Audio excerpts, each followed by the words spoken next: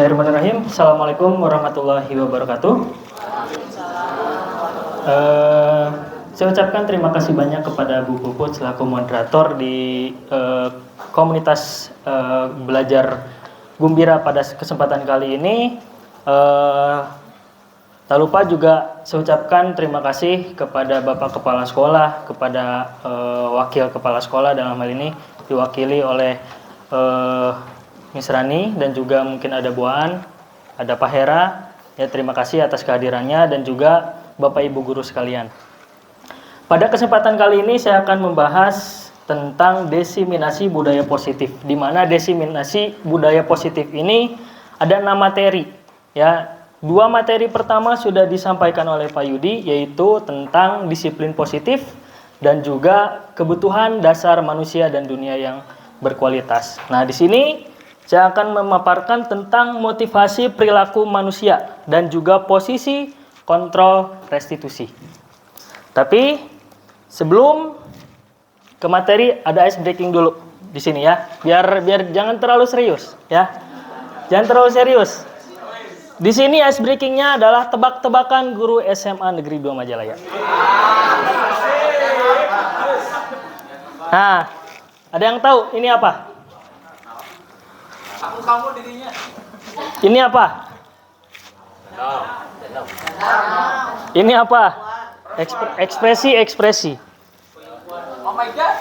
Itu ada Danu Wahidin. Coba kita lihat.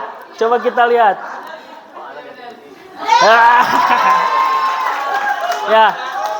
Masih ada. Ini terlalu mudah. Di sini clue-nya bahasa Sunda. Ada gunung, ada bagus, ada siapa itu? Artis dulu. Apa? Siapa? Siapa? Ini gunung yang ada di Jawa Barat, Cianjur, Sukabumi. Ageng Saifuddin. Kenapa Ageng Saifuddin? Jadi clue-nya bahasa Sunda. Ini gunung gede. Kalau bahasa Sunda berarti Ageng. Good, Sae. Itu ada Udin sedunia. Kita lihat. Nah, Ageng Saifuddin. Walaupun ada kanda, pagengnya nggak ada ya. Masih ada. Nah, ini masih ada nih. Masih ada siapa? Siapa? Indrana Saputra. Ya. Masih ada nggak ya? Oh, masih ada terakhir. Ridwan. Ini apa? Bahasa Inggris clue-nya. Rizka Fortuna. Kita lihat. Ya. Oke, itu hanya selingan ya. Terima kasih supaya tidak terlalu serius lah. Fortuna ya. Oke, baik Bapak Ibu sekalian, hari ini saya akan memaparkan tentang yang pertama itu adalah motivasi perilaku manusia. Ketika saya berbicara tentang motivasi perilaku manusia, apa yang terpikirkan dalam pikiran Bapak dan Ibu sekalian? Ada yang mau menanggapi, memaparkan pikirannya? Motivasi perilaku manusia. Pak Eri? Lebih baik ingin lebih maju, terus kebanyakan siswa juga ingin dilihat hasil dari karyanya. Ingin lebih baik. Ya, jadi seorang manusia selalu ingin lebih baik ketika melakukan sesuatu ya Pak Eri ya. Terima kasih banyak Pak Eri sudah menyampaikan pandangannya, pikirannya. Dikasih hadiah. Ada coklat buat Pak Eri. Selamat. Pak Eri sudah bagus menyampaikan pandangannya. Barangkali masih ada.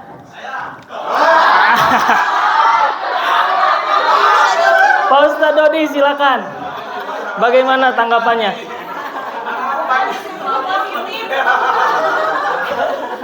Gimana? Setiap perilaku perbuatan yang dilakukan oleh manusia itu pasti ada motif atau alasan di belakangnya, sehingga perilaku tersebut dikatakan motivasi perilaku manusia. Wis, luar biasa. Tepuk tangan dulu buat Pak Ustadz Dodi. Pak Ustadz punten saeb coklatna. Ada Pak Ustadz. Ada. Terima kasih Pak Ustadz Dodi sudah menyampaikan pandangannya. Terima kasih ya. Betul Bapak Ibu, apa yang disampaikan oleh Pak Ustadz Dodi dan juga Pak Eri tadi, motivasi perilaku manusia selaku manusia pasti selalu ingin menjadi yang lebih baik ya. Selalu ingin menjadi yang lebih baik. Lalu ketika kita bicara motivasi, selalu ada alasan ketika kita melakukan sesuatu perbuatan perilaku yang kita lakukan dalam keseharian. Di sini disebutkan tentang pengertian motivasi perilaku, di mana menurut Gosen tahun 2004, motivasi adalah suatu dorongan kehendak yang menyebabkan seseorang melakukan suatu perbuatan untuk mencapai tujuan tertentu. Dalam hal ini, motivasi berasal dari kata motif yang berarti adanya dorongan, adanya rangsangan, atau adanya daya penggerak yang ada dalam diri seseorang. 3 motivasi perilaku manusia. Yang pertama itu untuk menghindari ketidaknyamanan atau hukuman. Itu sifatnya adalah eksternal. Jadi manusia atau kita sebagai tenaga pendidik atau murid lah, murid pasti akan takut ketika ada sebuah hukuman, karena itu akan membuat dirinya tidak nyaman, takut dihukum dan lain sebagainya. Yang kedua, untuk mendapatkan imbalan atau penghargaan dari orang lain. Sifatnya itu juga masih eksternal, karena munculnya dari sesuatu yang ada ada hadiah, ada penghargaan dan lain sebagainya. Yang ketiga, di sini untuk menjadi orang yang mereka inginkan dan menghargai diri sendiri dengan nilai-nilai yang mereka percayai. Itu tumbuhnya dari internal. Nah, secara tidak langsung tadi juga sudah disampaikan bagaimana ketika saya bicara tentang motivasi perilaku manusia, orang pertama yang menyampaikan pendapatnya adalah Pak Eri. Pak Eri jelas sifatnya adalah dari diri sendiri, internal, ya. Jadi ketika dia, saya ingin menyampaikan pendapat saya tentang motivasi perilaku manusia, dia sampaikan bahwa motivasi manusia, perilaku manusia itu selalu ingin menjadi yang lebih baik.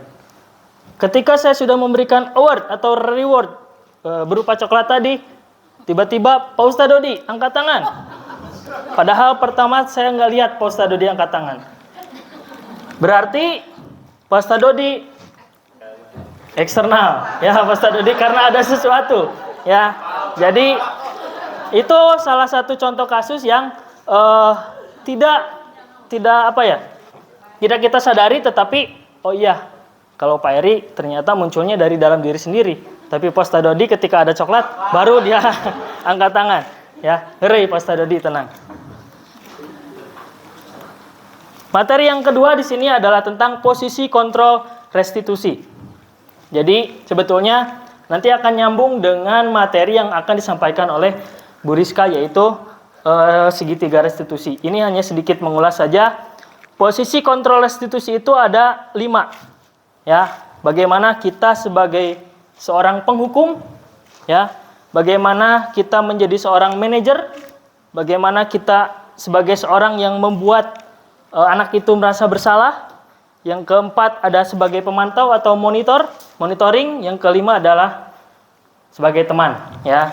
Maka kelima posisi kontrol restitusi itu akan disangkut pautkan dengan model segitiga restitusi, di mana dalam penyelesaian masalah kita harus pertama kali ada tahap yang namanya menstabilkan identitas. Yang kedua itu yaitu memvalidasi tindakan yang salah. Dan yang ketiga adalah menanyakan keyakinan.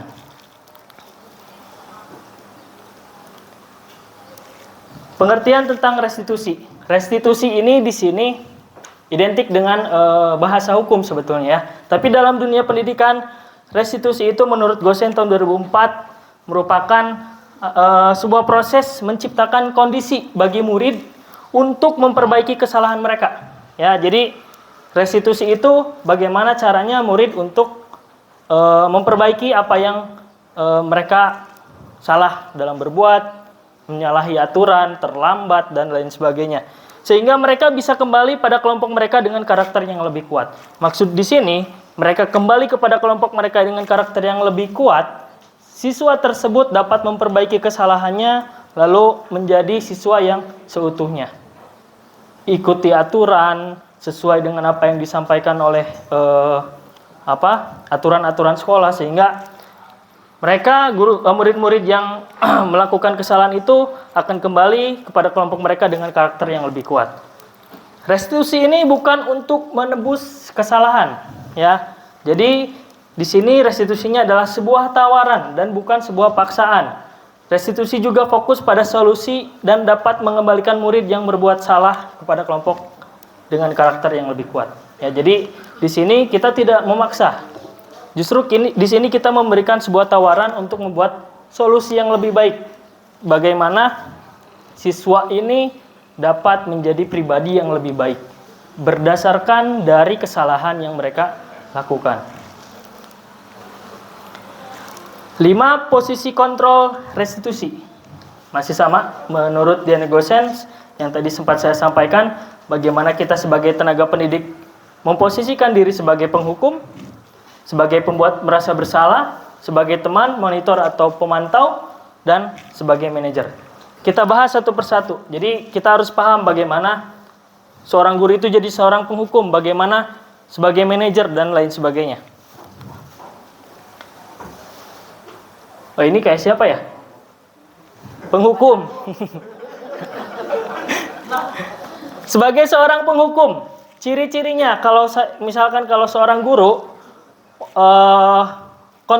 posisi kontrol restitusinya sebagai seorang penghukum, ciri-cirinya adalah dia marah-marah. Misalkan kata-katanya itu menyakiti, cenderung mengancam siswa, ya, cenderung juga menyalahkan siswa karena dia melakukan kesalahan. Bahkan mungkin hingga terjadi sebuah kekerasan fisik atau verbal, mau itu ada pukulan, tamparan, dan lain sebagainya.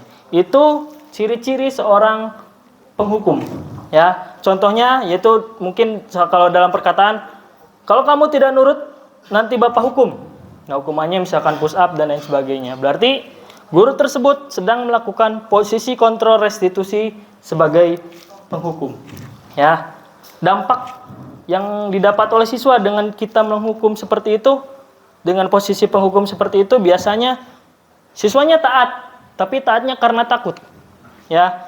Jadi bukan dari dalam kesadaran dirinya, tidak dalam hatinya.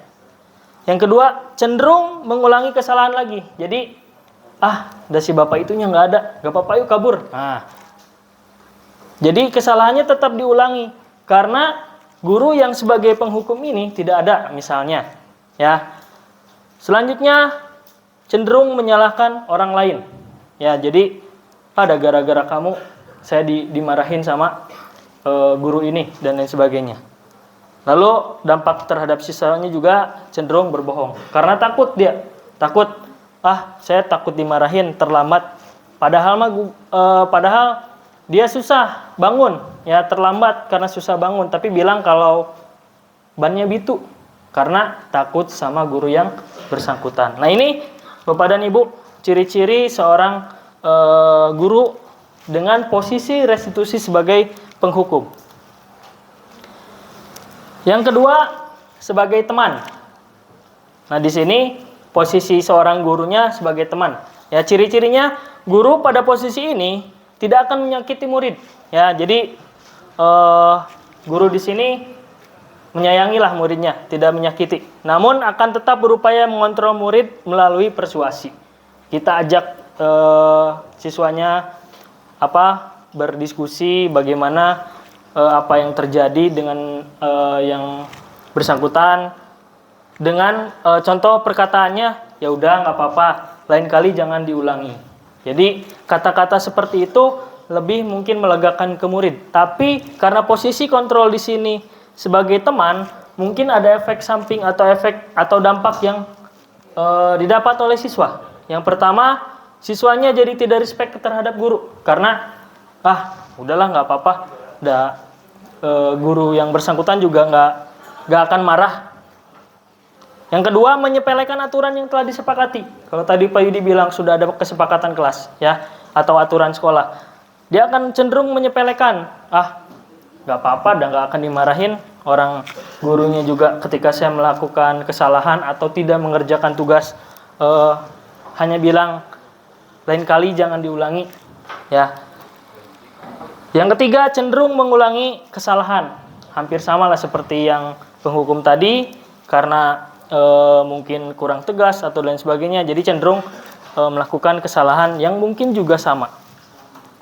Yang keempat, ada kecewa kalau tidak diperhatikan. Jadi karena mungkin siswa di setiap sekolah itu berbeda-beda karakternya, ada yang pengen diperhatikan, ada yang butuh rasa kasih sayang karena kebutuhan dasar manusia yang sudah disampaikan oleh Pak Yudi tadi. Maka dia merasa kecewa ketika gurunya, ya udah nggak apa-apa, asal jangan diulangi lagi. Padahal mungkin dia berharap ada sesuatu yang dilakukan oleh guru untuk memperbaiki dirinya atau kesalahannya. Selanjutnya, ketiga adalah sebagai pembuat merasa bersalah. Posisi kontrol restitusi di sini, ciri-cirinya adalah suka berceramah panjang ketika menasihati, tidak berani menggunakan kekerasan verbal dan fisik. Jadi lebih kepada membawakan perasaan sedih atau haru. Jadi di sini kita memposisikan diri supaya anaknya itu merasa bersalah. Ya, jadi contohnya perkataannya di sini, aduh, Bapak sudah lelah mengingatkan kalian, tapi tidak mau berubah. Bapak jadi sedih. Apa kamu tidak kasihan sama Bapak? Jadi siswanya diajak untuk merasa, oh, ya kasihan ke bapaknya. Jangan sampai kita mengulanginya lagi. Tapi dampak terhadap siswanya yang pertama, ya siswanya merasa kasihan kepada gurunya, betul. Ya karena merasa bersalah yang tadi. Tapi siswanya juga bisa merasa menjadi rendah diri. Jadi, kasihan ke gurunya. Ya udah, kita jangan mengulangi hal tersebut. Ini posisi kontrol restitusi seorang guru sebagai pembuat merasa bersalah. Yang keempat, sebagai monitor atau pemantau. Ya, ciri-cirinya di sini adalah memberikan opsi sendiri kepada siswa demi kepentingannya. Ya, selalu perhitungan. Orientasinya adalah pada reward atau punishment. Jadi kalau misalkan ada hukuman atau ada reward, baru siswa tersebut mau melakukan sesuatu yang lebih baik atau bisa saja mengulangi kesalahan yang siswa itu lakukan. Contoh perkataannya di sini adalah yang hari ini berbuat baik akan Bapak Ibu beri hadiah. Ayo kalau berani maju, nanti diberi bintang. Jadi siswa tersebut berbuat baik atau melakukan sesuatu yang baik karena ada reward yang diberikan oleh guru. Jadi tidak melakukan kesalahan. Ya, tapi dampak yang terjadi terhadap siswanya yaitu yang pertama, siswa melakukan sesuatu demi hadiah karena ada faktor eksternal yang tadi. Ya, yang kedua adalah cenderung menghindari hukuman. Jadi karena kalau saya mendapat hukuman berarti poin saya dikurangi, nggak akan dapat hadiah. Yang keempat, siswa cenderung materialistis. Jadi yang sempat tadi Pak Yudi singgung, jangan sampai ketika guru PPL memberikan hadiah handphone, tiba-tiba guru PPL selanjutnya hanya memberikan pensil atau pulpen, maka siswa tersebut akan protes karena itu tadi siswa akan cenderung materialistis, ya, melihat materi ketika akan melakukan sesuatu. Yang keempat adalah terjadi disiplin yang jangka pendek. Jadi sifat kedisiplinan siswanya hanya berlangsung ketika reward itu ada, ketika punishment itu ada. Ketika tidak ada, ya udah selesai, ya, akan kembali ke settingan awal lah kalau misalkan HP atau laptop. Jadi siswanya ya udah selesai, saya akan berlaku seperti sedia kala. Yang terakhir, yang kelima adalah posisi kontrol restitusi sebagai seorang manajer. Jadi guru di sini ciri-cirinya adalah ketika dia memposisikan diri sebagai seorang manajer, yaitu memberikan refleksi terhadap kesalahan siswa. Jadi di sini guru akan melibatkan siswa dalam menyikapi perbuatannya, ya, mencarikan solusi perubahan perilaku siswa, menumbuhkan kesadaran terhadap sebuah perbuatan yang dilakukan. Jadi di sini seorang guru itu melakukan refleksi, bagaimana kesalahan itu bisa terjadi sampai kepada solusi yang bisa diberikan kepada siswa tersebut agar tidak terjadi lagi permasalahan yang sudah terjadi. Contoh perkataannya di sini adalah, apa yang bisa dilakukan agar kalian bisa lebih baik? Dan Bapak Ibu percaya kalian bisa. Mengapa tadi memukul? Menurutmu sikap itu benar atau salah? Jadi pada kesempatan kali ini, siswa bergeming. Oh iya, ternyata perbuatan saya itu salah tadi. Apa yang salah? Karena tadi ada pemukulan. Kenapa terjadi pemukulan? Kita harus memvalidasi kesalahan atau tindakan yang salah.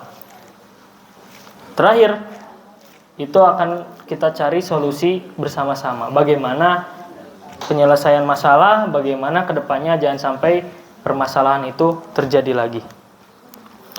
Ketika posisi kontrol restitusi ini sebagai manajer, dampak yang terjadi terhadap siswa yang pertama adalah siswa memahami letak kesalahan perbuatannya.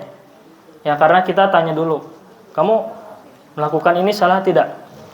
Salah, ya dia tahu posisi salahnya di mana. Siswa mengevaluasi dan memperbaiki diri dengan kesadaran dirinya sendiri. Karena ada diskusi dengan guru atau wali kelas, sehingga terjadilah siswa tersebut mengevaluasi dirinya. Oh, ternyata perbuatan saya itu salah. Harusnya saya tidak melakukan itu. Harusnya saya bisa lebih menahan diri supaya tidak terjadi. Jadi di sanalah kesadaran dirinya tergugah melalui refleksi yang dilakukan oleh seorang guru ketika posisi guru tersebut sebagai manajer. Ya. Yang ketiga, percaya bahwa dia bisa menjadi lebih baik. Karena tadi ada solusi, ketika solusi sudah tercapai, maka guru tersebut pasti akan menuntun bagaimana sikapnya harus menjadi lebih baik lagi. Yang terakhir itu adalah cenderung terjadi disiplin yang jangka panjang. Jadi ketika siswa itu menyadari bahwa ternyata apa yang dia perbuat itu salah, dan kesadaran itu ada dalam dirinya sendiri, maka yang terjadi adalah kecenderungan terjadinya disiplin yang panjang. Jadi lebih lama dia akan menyadari kesalahan-kesalahan yang dilakukan. Jadi ketika nanti melakukan kesalahan, saya nggak akan melakukan ini karena ini salah. Jadi ketika posisinya seperti ini, sebagai manajer mungkin dampak terhadap siswanya menjadi lebih positif.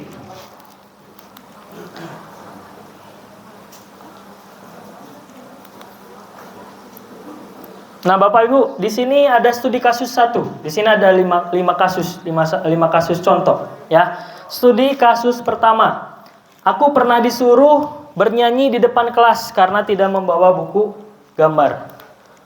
Pertanyaan yang muncul, posisi guru di sini sebagai apa? Ketika aku pernah disuruh bernyanyi di depan kelas karena tidak membawa buku gambar. Sebagai, kita lihat, sebagai penghukum, ya. Karena di sini siswa tersebut dihukum, suruh ke depan kelas, suruh bernyanyi karena tidak membawa buku gambar.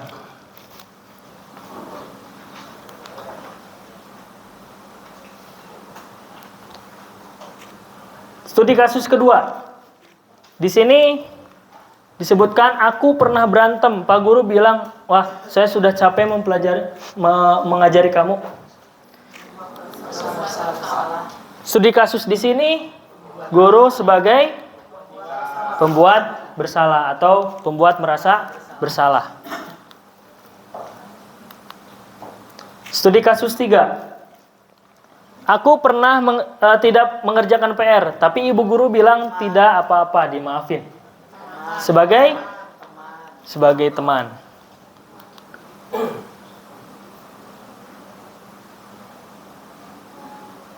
Sebagai teman, ya betul. Studi kasus keempat. Aku pernah salah memakai seragam. Ibu guru menyuruh pulang sesuai peraturan sekolah. Di sini posisi kontrol restitusi guru tersebut sebagai apa? Sebagai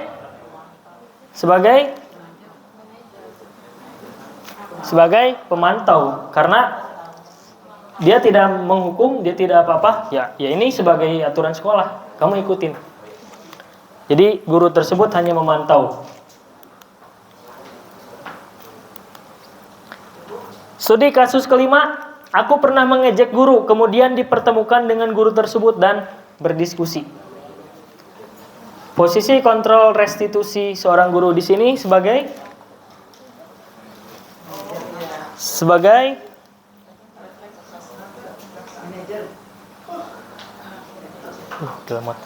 manajer. Ya, jadi guru tersebut tidak menghukum. Guru tersebut juga tidak membuat siswanya itu merasa bersalah, tapi guru tersebut ingin bertemu dengan murid yang bersangkutan, lalu diajak berdiskusi, sehingga di sini posisi kontrol restitusi seorang guru sebagai manajer.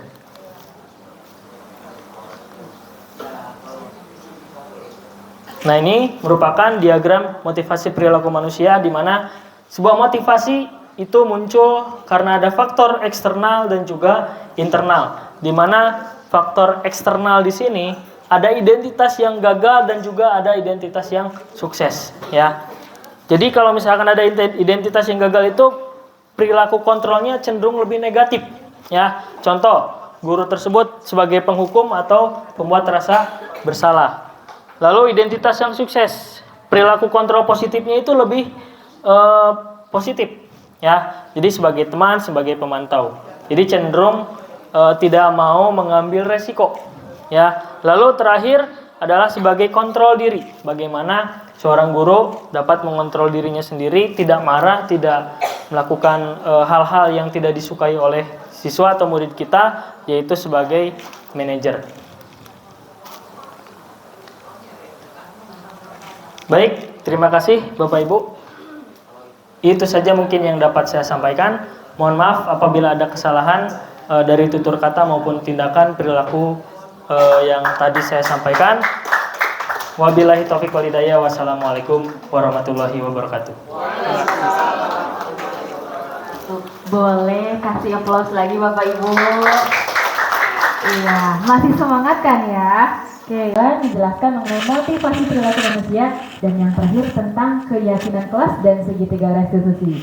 Oke, sepertinya Bapak Ibu sudah tidak sabar di sesi Q&A ini. Mungkin saya akan berhitung 1 sampai 3. Yang mau bertanya langsung angkat tangan. Oke, siap? Yang belum, sabar, tenang ya. Oke, 1, 2, 3. Oke, boleh 3 orang pertama dulu ya.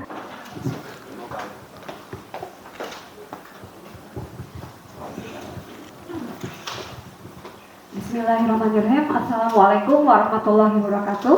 Waalaikumsalam. Untuk disiplin positif ini, alhamdulillah saya sudah mempraktekannya.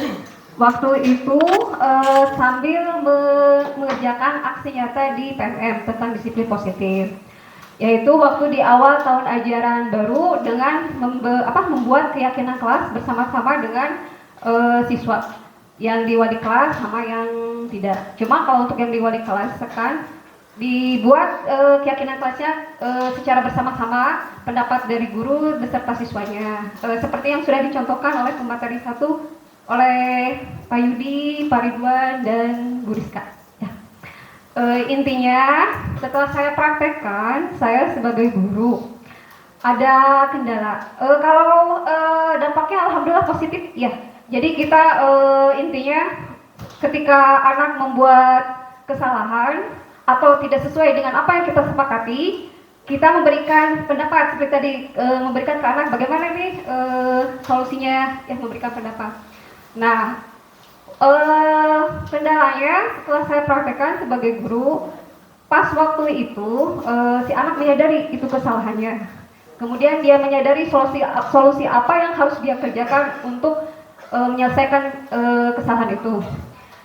Nah, tapi jadi tetap aja kita sebagai guru harus konsisten gitu Pak Yudi dan semuanya harus konsisten. Jadi tetap aja kita dituntut untuk terus mengingatkan terhadap kesepakatan yang sudah kita buat. Apalagi untuk kelas yang tidak kita wali kelasin ya.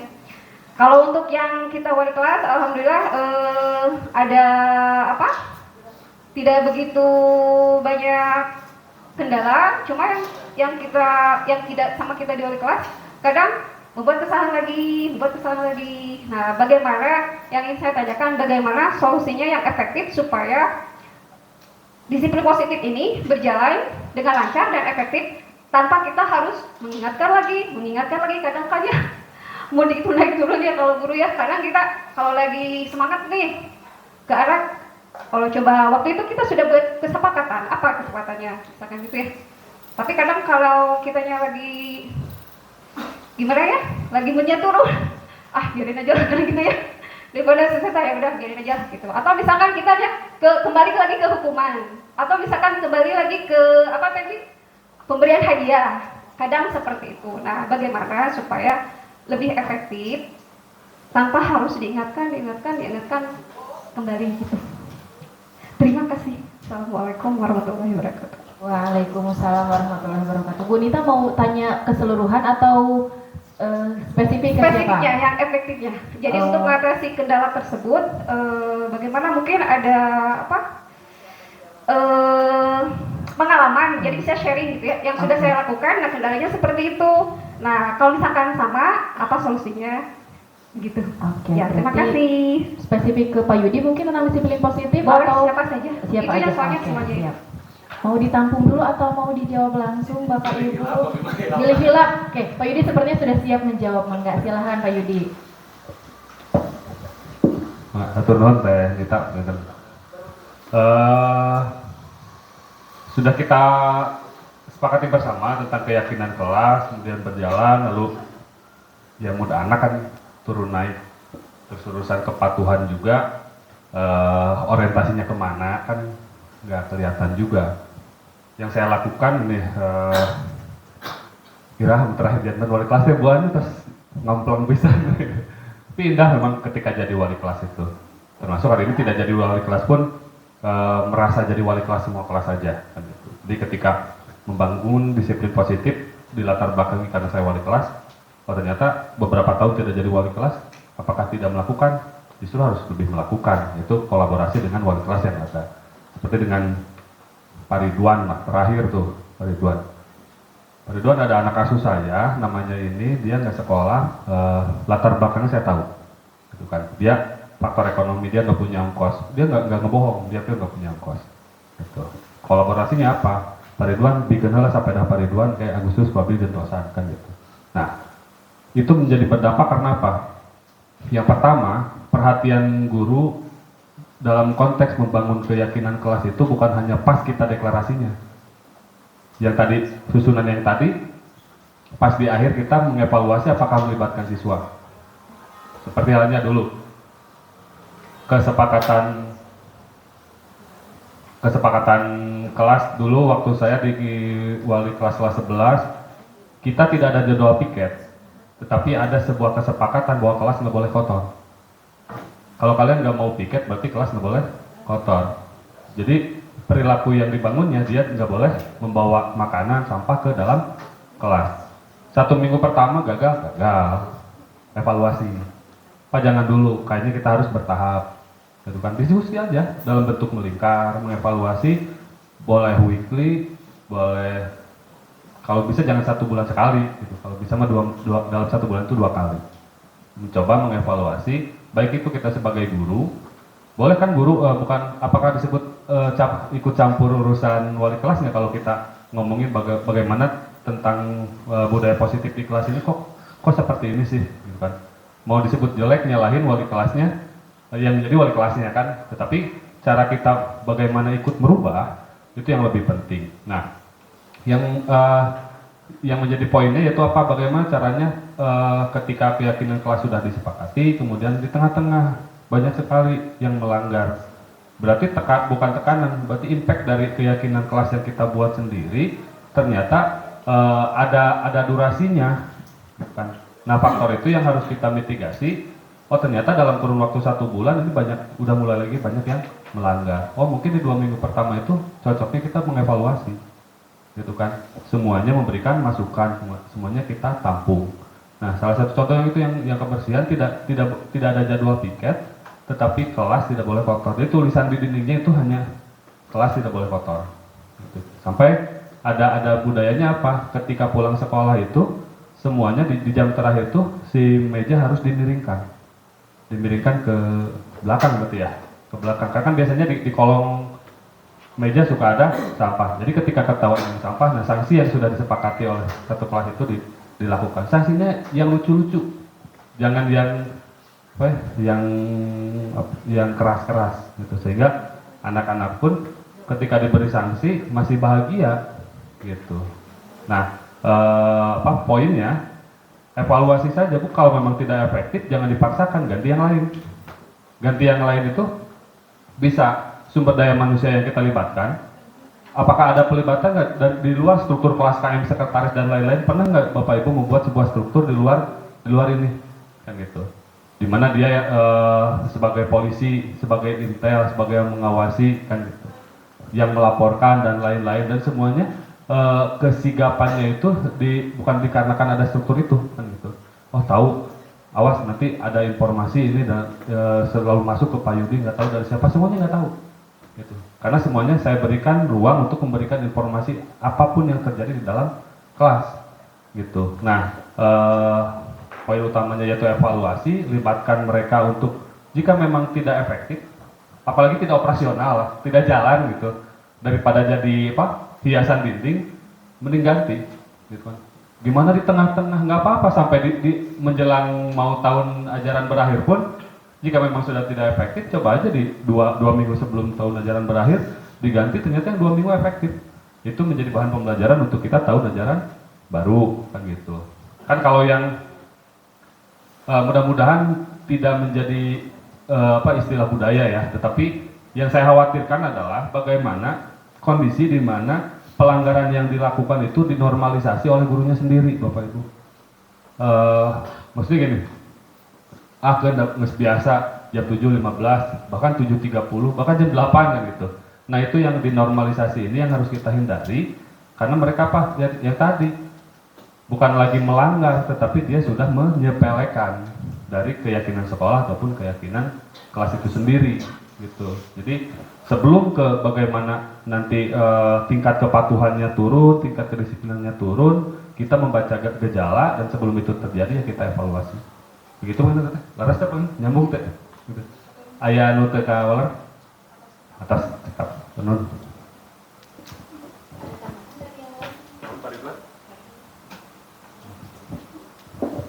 Baik, tadi satu lagi ya, Bu Aan, mangga silahkan.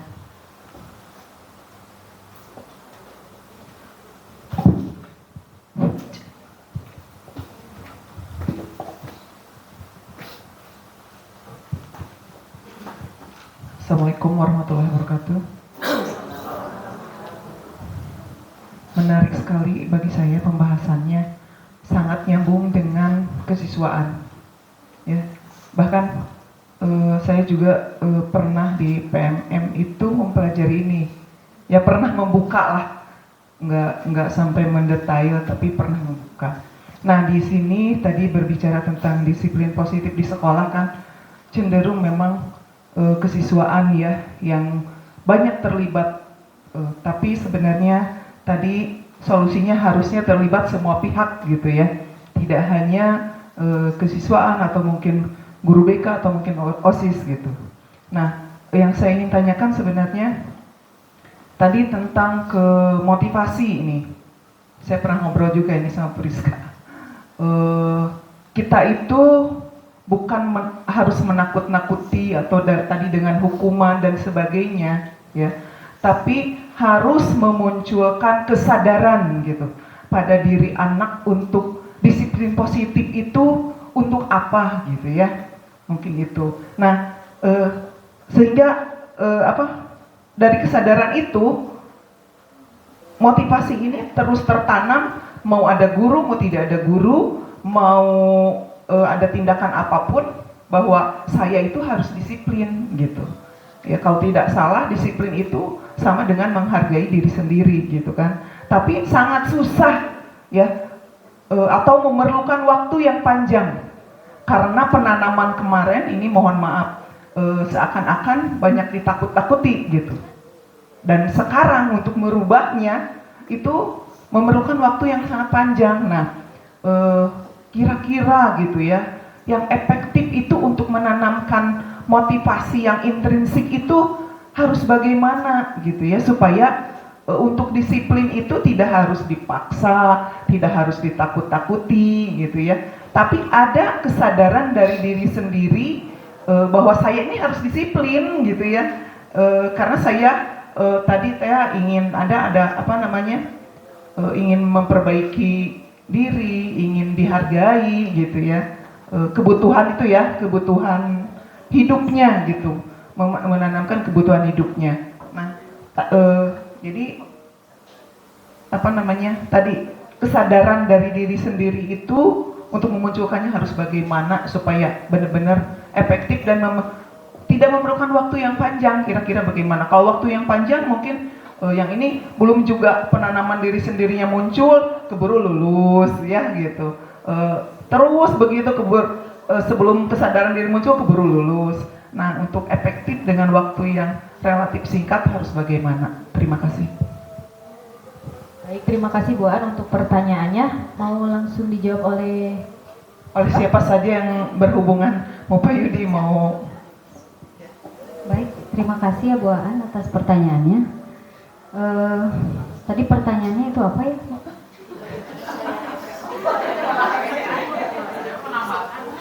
Bagaimana cara yang efektif untuk menanamkan? Mungkin menurut saya itu dengan segitiga restitusi tersebut, dan kita ngobrol heart to heart, apa sih kebutuhan dasar dari siswa tersebut? Karena tadi kebutuhan dasar manusia itu terbagi menjadi 5. Nah, itu ada yang bertahan hidup, atau karena kesenangan, atau karena ingin cinta dan kasih sayang. Jadi seperti di kelas 11.5 ada yang namanya Pauji, dia tuh jarang masuk, sering alpa. Nah, setelah saya ngobrol dari hati ke hati, ternyata kebutuhan dasar manusianya itu sendiri, dia membutuhkan cinta dan kasih. Dari itu saya tuh tiap hari suka WA dia, sampai kalau malam Jumat saya WA. Oh, bukan pengajian, jangan tuh jam segini udah gak fokus. Jadi kalau malam Jumat tuh karena dia itu karena butuh cinta kasih sayang dari ayahnya, karena ayahnya sudah meninggal. Jadi setiap malam Jumat tuh pasti saya yuk orang yasinan. Nah, dia tuh selalu membalas iya Bu. Nah, mungkin digali dari kita memahami apa kebutuhan dasar siswa tersebut dulu. Mungkin dari saya seperti itu ya Ibu. Mangga.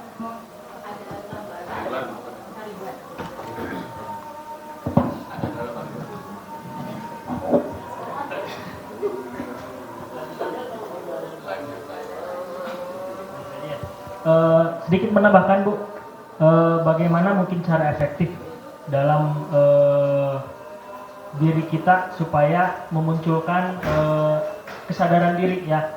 Memang kalau misalkan kita bicara tentang motivasi internal, itu sangat sulit memunculkan kesadaran diri dengan waktu yang singkat Bu ya. Butuh waktu, butuh proses, butuh pengalaman sehingga kita benar-benar dapat menampilkan hasil yang efektif mengenai motivasi dalam diri kita. Tapi apa yang disampaikan oleh Bu Rizka tadi, bahwa betul segitiga restitusi itu harus dijalankan, tapi tidak semua permasalahan bisa kita lakukan dengan model segitiga restitusi. Jadi tergantung kepada permasalahan yang ada pada siswa maupun sekolah itu tersendiri. Seperti yang tadi saya sampaikan, ada 5 posisi kontrol dalam posisi restitusi, kontrol restitusi. Jadi kapan kita sebagai seorang guru menerapkan sebagai seorang penghukum kepada siswa yang seperti apa juga. Jadi ini perlu proses pendalaman yang sangat jeli bagi kita. Oh, ini kalau kita kasih model restitusi atau kontrol restitusi sebagai manajer, ternyata terus berulang kesalahannya. Berarti saya harus menjadi seorang penghukum bagi siswa ini. Ketika saya menjadi seorang penghukum bagi seorang siswa yang lain, ternyata siswa tersebut malah cenderung takut. Oh, berarti saya harus sebagai seorang manajer. Ketika kita coba sebagai seorang manajer berdiskusi, membahas bagaimana solusi kesalahan yang dia perbuat, dan itu efektif, itu mungkin yang bisa kita tanamkan kepada siswa tersebut. Jadi karena di sini kita melibatkan banyak orang, mau itu dari guru sendiri ataupun dengan siswa yang lain, dengan berbagai macam karakter, jelas itu bukan perkara yang mudah. Tapi kalau misalkan kita bisa memahami masing-masing karakter, masing-masing kebutuhan dasar hidupnya seperti apa, apakah dia butuh kasih sayang, apakah dia hanya sekedar untuk bertahan hidup, itu ketika kita sudah paham posisi siswa tersebut, kita bisa menanamkan atau menerapkan model-model atau peran kontrol restitusi yang bisa kita terapkan. Jadi pada intinya kita harus fleksibel sebagai seorang guru sehingga motivasi dalam diri kita muncul dalam menangani permasalahan-permasalahan yang ada di sekolah ini, terutama kepada siswa yang ada di sini. Terima kasih, mungkin Bu, itu saja yang dapat saya sampaikan. Pak?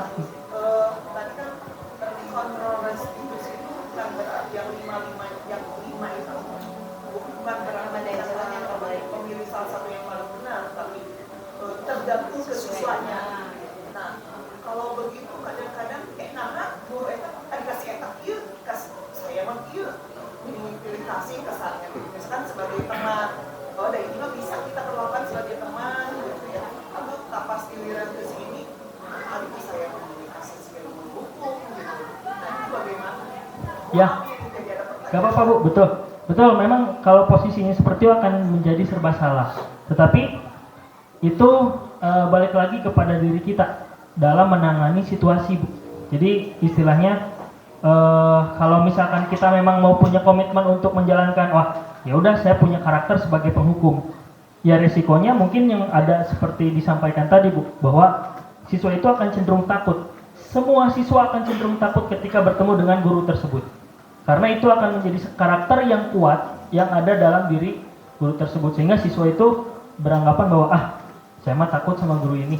Nah berarti karakter itu akan muncul tersendiri dalam opini siswa secara keseluruhan. Jadi kembali lagi sebetulnya kepada kita sebagai seorang guru, bagaimana cara menangani siswa yang ada di sini dengan berbagai karakter. Kalau misalkan memang berbagai kontrol restitusi tadi bisa diterapkan, tapi efeknya lebih efektif, kenapa tidak? Atau misalkan saya mau jadi seorang penghukum, itu lebih efektif, tidak masalah sebetulnya Bu. Jadi itu akan kembali lagi bergantung kepada diri kita menyikapi permasalahan yang ada pada diri siswa itu sendiri. Itu mungkin Bu. Ya, terima kasih. Ya, terima kasih Pak Ridwan untuk jawabannya. Izin menambahkan sedikit ya, maaf ya, boleh ya. Jadi izin menambahkan juga Bu An, jadi kalau di BK itu kan ada istilah sosiogram. Sosiogram itu di dalamnya ada individual members, kemudian bagaimana individu bersih sosialnya seperti apa, dengan keluarganya seperti apa, dengan teman seperti apa tindakannya. Nah itu tuh bisa diklasifikasikan mana siswa yang tergolong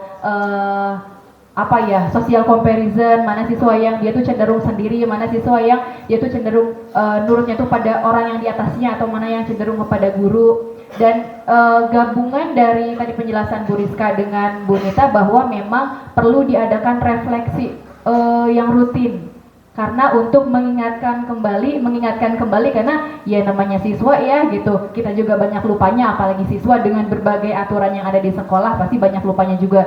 Ini juga sempat kita ajukan programnya di tahun lalu ya kepada Wakasek sebelumnya untuk refleksi rutin diadakan, jadi bisa pengelompokan mana siswa yang cenderung melanggar aturan A, kelompokan satu kelompok itu kemudian diberikan refleksi yang sesuai dengan pelanggarannya gitu agar langsung kena gitu ya, dan rutin diadakan pemantauan gitu. Mungkin tambahannya sedikit. Kalau gitu bagusnya mungkin dari pihak BK Sosiogram. sosiogram itu dilaporkan juga ke Iya. siswaan Iya. supaya pihak siswaan tahu gitu ya tentang keadaan siswa ya. Nanti mohon dari pihak BK Mangga. Sebetulnya memang anamnesa itu saya yakin pasti dilakukan setiap guru juga di awal pembelajaran, ada asesmen ya kebutuhan siswa seperti apa, dan alhamdulillah kita, BK juga selalu melaksanakannya setiap awal pembelajaran. Nanti kita sharing-sharing aja di belakang layar. Oke, baik. Ada pertanyaan lagi tadi, request satu lagi katanya dari Bu Deswita. Silahkan Bu.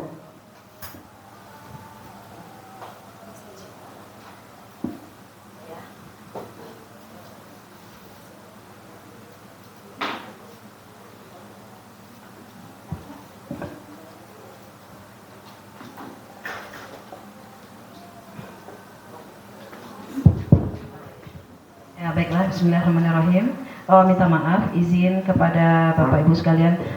Ini saya kenapa saya tetap ingin bertanya ya, walau sudah sore, karena materi yang diberikan oleh 3 rekan kita ini sangat-sangat luar biasa sekali ya, menambah wawasan kita mengenai keterbaruan di dalam proses pembelajaran. Nah, hanya di sini saya ada menemukan istilah-istilah yang kita dulu mungkin disiplin itu konotasi kita tuh positif gitu, tetapi kenapa harus ada penekanan disiplin positif? Apakah ada disiplin yang negatif? Nah, itu yang pertama, ini untuk Pak Yudi ya. Kemudian yang kedua tadi dinyatakan bahwa disiplin itu harus tumbuh di dalam diri sendiri. Tetapi untuk tumbuh dalam diri sendiri itu kan harus ada semacam langkah-langkah real kita agar kesadaran sendiri itu tumbuh. Nah, jadi bagaimana langkah-langkah real yang bisa kita sebagai guru lakukan agar terbentuk dengan kesadaran sendiri ya pada murid tentang disiplin positif itu. Karena selama ini di dalam teori pembelajaran kita mengatakan ketika siswa itu berhasil atau mau berpartisipasi lah misalnya dalam sebuah diskusi, maka kita pantas memberikan reward kan begitu. Tetapi kan ada penjelasan tadi, jangan nanti malah siswa mau melakukan karena terpicu oleh reward. Kemudian ada punishment ya, dimana kita harus ketika siswa melakukan kesalahan itu kan kita harus melakukan punishment atau dalam kata kasarnya itu adalah menghukum. Sementara tadi di posisi kontrol guru itu penghukum, kita lihat dampak, dan dampak itu tidak ada yang positif tapi lebih cenderung semuanya itu negatif. Nah, itu kaitannya yang materi oleh Pak Ridwan tadi mengenai posisi kontrol guru dalam restitusi.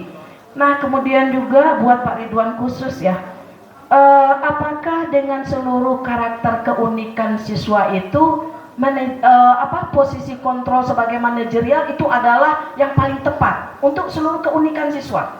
Tadi sebenarnya sudah dijelaskan oleh Pak Ridwan, hanya saya melihat kepada konsep yang disampaikan tadi untuk posisi guru dalam restitusi sebagai penghukum, sebagai teman, membuat menjadi merasa bersalah, itu dampaknya itu negatif semua.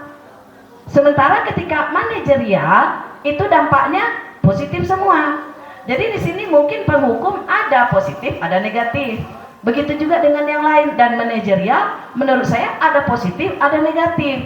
Nah, barulah akhirnya nanti kelima-lima posisi itu bisa kita manfaatkan, kita terapkan. Tapi kalau seandainya dilihat dari dampaknya tadi yang lainnya negatif, otomatis konotasi kita, oh ini nggak bisa dilakukan, penghukum nggak boleh, teman nggak boleh, sebagai pembuat rasa bersalah nggak boleh, karena dia dampaknya negatif kepada murid. Nah, jadi mungkin penegasannya di sini sebenarnya kalau Pak Ridwan setelah menjawab tadi dari Waan, saya setuju. Hanya dari teori kok begitu. Nah, gitu. Mungkin diskusi lanjut nanti barangkali dengan yang pembimbing atau bagaimana, karena segala sesuatu kan ada plus minus. Nah, mungkin itu Pak. Jadi itu tadi pertanyaan mungkin kepada Pak Yudi 1 dan 2 tadi, kemudian pada Pak Ridwan itu hanya sebagai sedikit masukan, dan kepada Bu Rizka mungkin ya sudah mencakup barangkali. Terima kasih. Assalamualaikum warahmatullahi wabarakatuh. Waalaikumsalam warahmatullahi wabarakatuh. Mangga, Pak Yudi.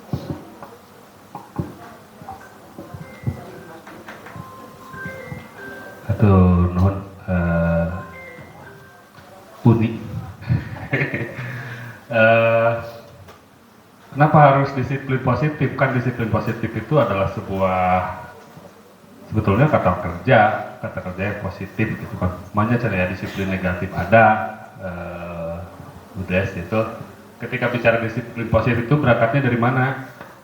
Berangkat dari diri sendiri dia melakukan itu, berarti dia disiplin positif. Tetapi jika dia didisiplinkan oleh orang lain, itu adalah disiplin negatif. Berarti dia dipengaruhi oleh orang lain dan bukan berangkat dari diri sendiri. Disiplin positif. Makanya siap disiplin itu yang disebut dengan disiplin positif gitu. Jadi bukan persoalan disiplin itu adalah kata kerja yang positif, masa ditambah lagi positif kan gitu. Masa ada kata kerja positif yang sifatnya negatif, bukan seperti itu, tapi melainkan berangkatnya dari mana. Disiplin positif ya berangkat dari sendiri.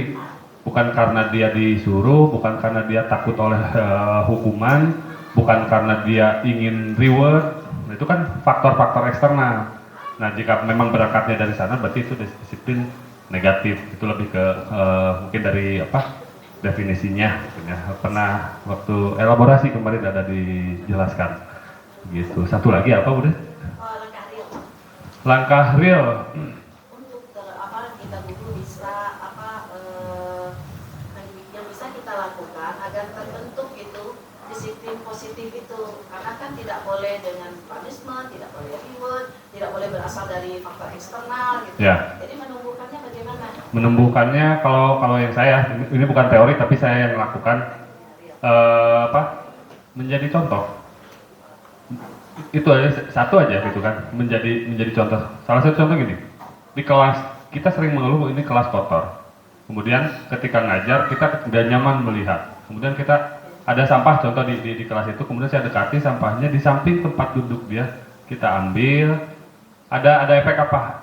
Dia bakal ada sedikit terkejut, dia ingin mengambil, jadi serba salah si anak tekan gitu.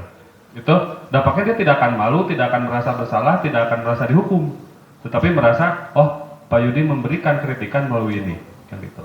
Kemudian contoh lagi, bagaimana terlambat. Saya selalu berkata jujur, insya Allah lah.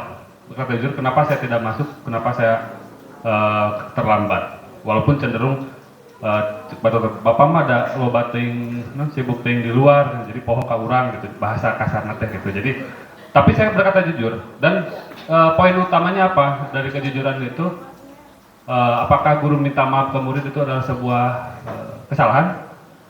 Tidak. Jadi justru saya yang sering meminta maaf kepada anak, terlebih 1 tahun ajaran sekarang ya Miss, mohon maaf gitu. Jadi mohon maaf Bapak karena ini. Tapi capaian pembelajaran kita tentang 5 bab ini, contoh kan gitu. Ini kita ada hal yang bisa kita siasati cukup dengan mengerjakan LKPD yang Bapak sediakan lewat KPD elektronik dan lain-lain kan gitu. Itu tersiasati, tetapi anak itu memang kurang vibes-nya ketika memang ngajar nggak ada sosok gurunya kan gitu. Nah, sebagai guru ya yang pertama menjelaskan dulu, kemudian yang kedua yang minta maaf kan gitu. Kenapa teladan yang pertama kita ajarkan, ambil dulu, jangan bahas tentang kotornya, bersihkan dulu. Jadi jangan, yuk kelas si kotor, kumaha itu nu piketnya dan lain-lain. Saya nggak pernah gitu. Saya lagi ngajar, dia fokus lagi ini, saya jalan, ada sampah, pungut. Pertemuan berikutnya nggak ada. Saya sindir, hanya kelas ini yang tong sampah di luarnya ada 3. Tong sampah itu indikator dari apa? Dari banyaknya sampah. Gitu. 2 minggu berikutnya tong sampahnya tinggal 1. Karena meminta ke Mang Akub tong sampahnya ulah 3, ya dicirian ku Pak Yudi, padahal nyirian kan gitu. Saya hanya nyindir kan. Nah perubahan-perubahan itu dilakukan bukan karena disuruh. Saya nggak nyuruh untuk menghilangkan tong sampahnya kan. Tetapi saya hanya menjelaskan, jika ada tong sampah berarti ada sampah kan gitu. Makanya dulu, jika ada jadwal piket berarti harus melakukan piket, bebersih. Kalau harus bebersih berarti ada kelas yang kotor kan gitu. Tapi jika kita shortcut langsung bahwa tidak boleh, kelas nggak boleh kotor, berarti piket nggak usah ada kan gitu, dan yang lainnya. Strateginya banyak lah, bisa kita ajak minggu pertama untuk bawa tumbler, hitung keuntungannya berapa, hitung aja. Pengeluaran yang sebelumnya itu harus membeli air mineral sekian ribu menjadi berkurang. Minggu berikutnya bakal kita makan siang sebelum sholat berjamaah zuhur, kita makan siang bersama. Kalau sama wali kelas ya. Tapi saya pernah praktekkan dengan kelas yang tidak saya wali kelasin, tetapi itu lebih efektif juga. Karena kita bicaranya apa? Yang tadi semua persoalan yang ya ini teori, tapi teori ini bukan yang tadi, nggak apa-apa Pak Ridwan, saya yang tadi 5 posisi kontrol gitu kan, itu bukan rujukan bahwa kita nggak boleh ini itu, tetapi teridentifikasi ada 5 posisi kontrol ini yang ada di guru.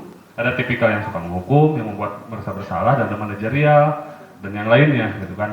Semuanya pernah melakukan yang 5 hal inilah kan gitu. Karena apa? Karena ngelihat anak yang badung kan gitu, dalam konteks badung itu perilakunya kan gitu. Kita nggak bisa ngomongin seperti manajerial gitu kan. Ridwan, Bager, Kasep, Soleh. Ada toleransinya ketika memang, tapi tetap kita harus menjaga diri bahasa yang dikeluarkan. Itu sangat berdampak Bapak Ibu.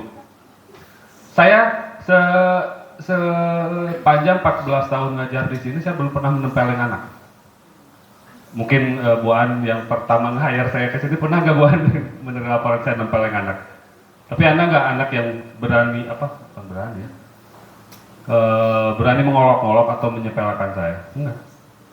Apakah saya selalu memasang muka garang? Enggak kan gitu. Ada apa? Yang pertama itu komunikasi. Jadi jangan ngebangun rasa takut, jangan ngebangun rasa bahwa jika dia melakukan itu akan seperti ini dan yang lainnya, hanya karena apa? Hanya karena dasarnya berangkat dari saya yang tadi, disiplin negatifnya gitu. Jadi sebetulnya salah yang tadi juga kan, nanti Pak Yudi itu nanyain lagi tong sampah, tujuannya bukan untuk ditampilkan buat saya, tapi kenyamanan yang buat ada di kelas tersebut gitu ya. Jadi yang 5 posisi kontrol itu bukan dilematis atau bukan debatable, karena fakta ada. Semua guru 5 posisi kontrol ini pasti pernah ngalamin lah kan gitu.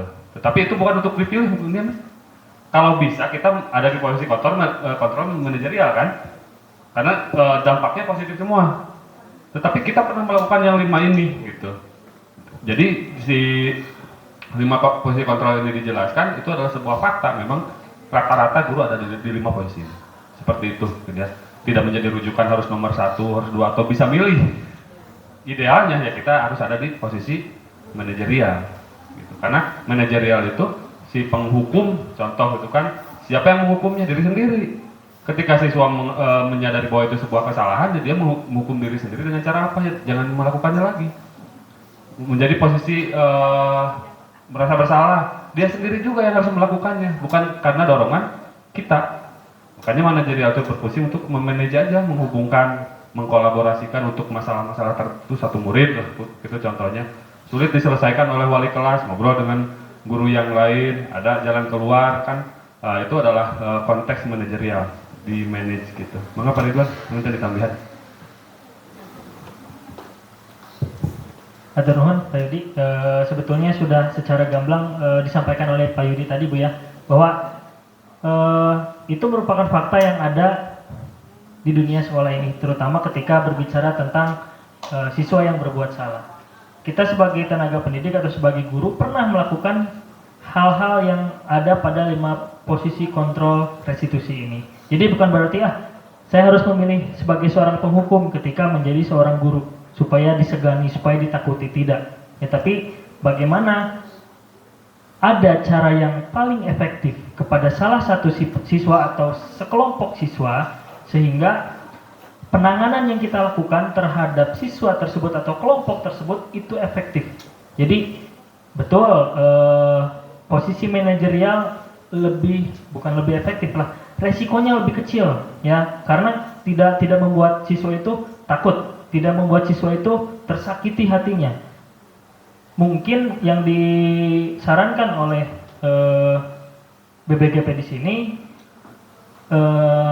satu posisi kontrol yang disebut manajer ini mungkin akan lebih diterima oleh siswa. Tapi kebanyakan siswa akan lebih menerima posisi kontrol restitusi itu.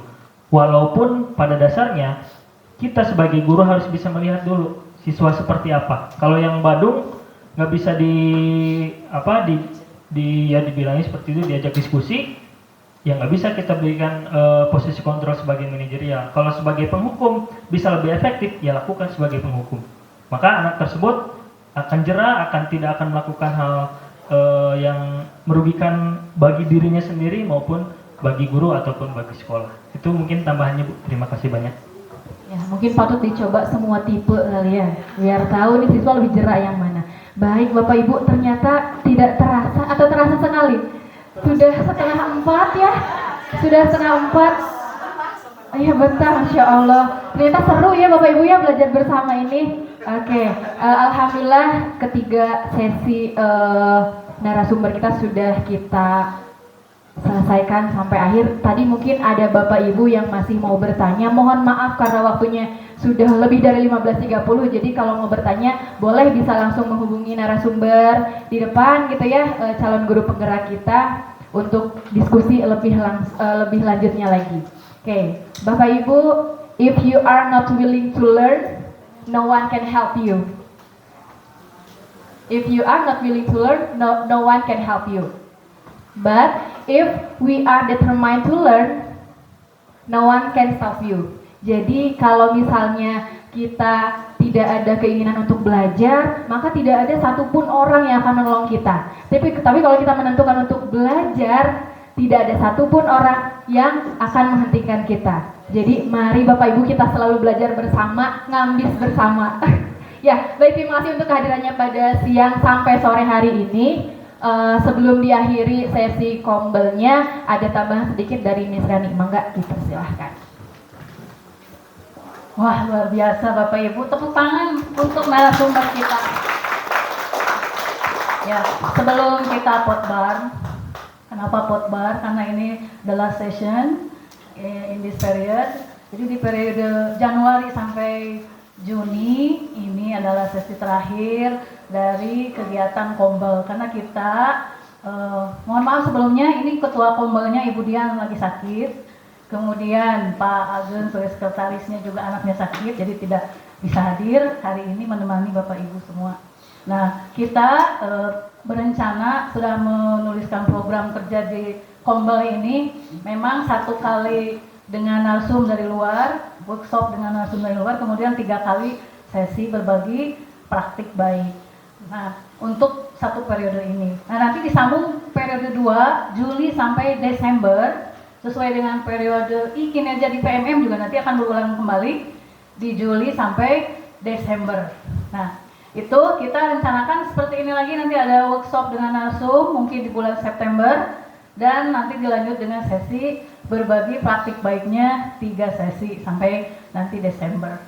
Mohon nanti dukungan dari Bapak Ibu semua untuk tetap menumbuhkan dan meningkatkan eksistensi dari kombel kita ini. Begitu Bapak Ibu. Saya mengucapkan terima kasih atas kehadiran dan antusias dari Bapak Ibu semua.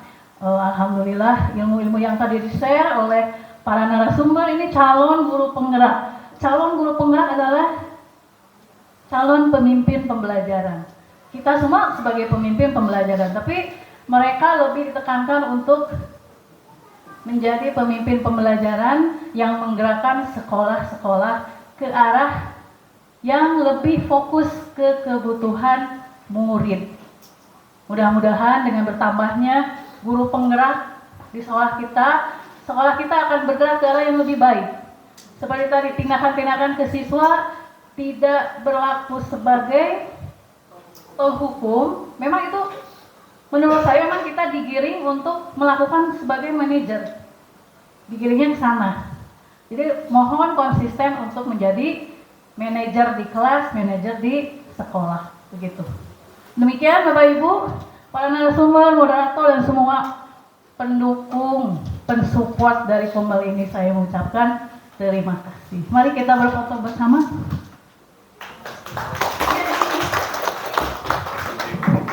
Ya silahkan Bapak Ibu buat formasi. Di sini pokoknya.